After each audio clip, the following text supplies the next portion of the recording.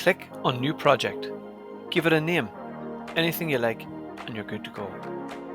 Next, upload your plan.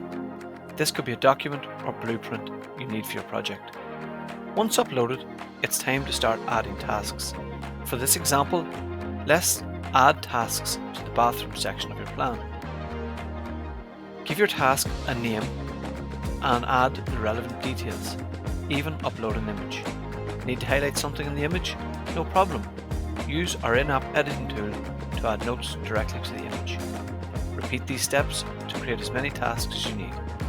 In this example, we've added 4 to 5 tasks in the bathroom section.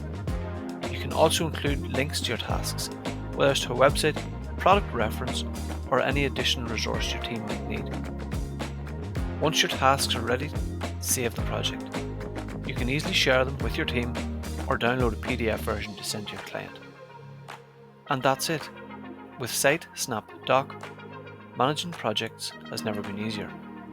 Start your first project today and experience the convenience for yourself. Download the app.